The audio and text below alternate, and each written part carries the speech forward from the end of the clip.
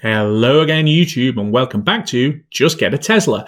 This is a new slot that I'm calling Monday Musings. I'm not sat in the car, obviously, but there's a lot of things going on in the EV space that's relevant to Tesla and basically its competitors. So the thing that grabbed my attention that's just been announced is Volvo's new EX90 full electric SUV.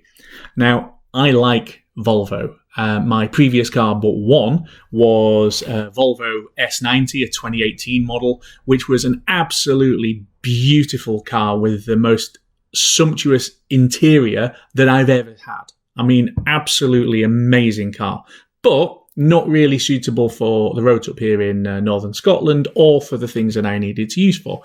My previous car to the Tesla was an SUV, a Mitsubishi Outlander plug-in hybrid. So I understand Volvo and I understand why people need an SUV, but do you actually need a £96,000 SUV with a 131 kilowatt hour battery?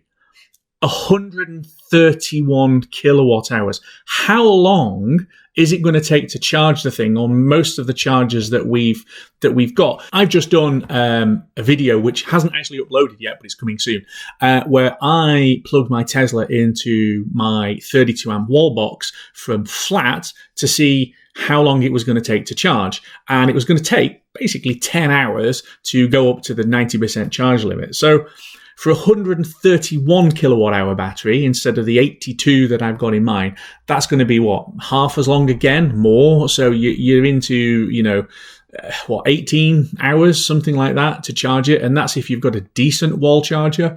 I also used the granny charger on the 3-pin socket, and that was going to take 36 hours to charge. 36 hours to charge my Tesla. So that again is what, nearly 2 days to charge the Volvo, or much longer if you've got to reduce the voltage. The size of the batteries on these things are enormous.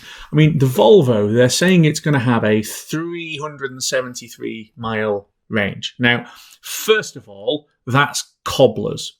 And from my American friends, cobblers is Northern English slang for nonsense, right?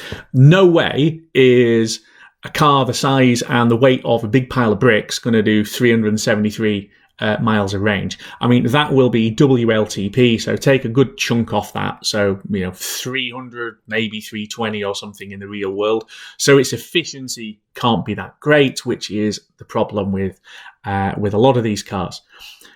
Is the future really having these planet-sized and planet-weighing SUVs running around on batteries? Quite frankly, to greenwash the company that is producing them. And it's not just the Volvo. I mean, BMW's iX is an absurd looking thing. And then you dig into the specs and, it's similarly daft.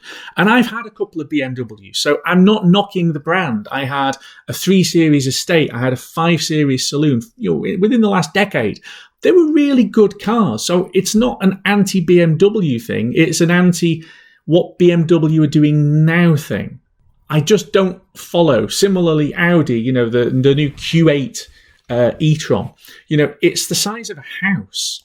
And sometimes you actually do need the space.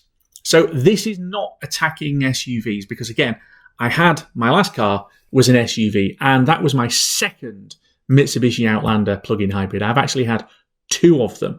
And it's not just that, I've got an SUV and I'm only doing the school run in it. I mean, I actually used the thing as a van. I had the thing filled up from floor to the roof line several times, taking things to the tip while I was renovating this office. So they're very useful things to have. The high up seating position is fantastic. I understand why people like SUVs, but there is just this thing about, do we really want what appears to be, the direction of travel that's going on to be building these behemoths? What BMW really should be focusing on is doing an EV version of 3 Series, or even better, the 1 Series, right?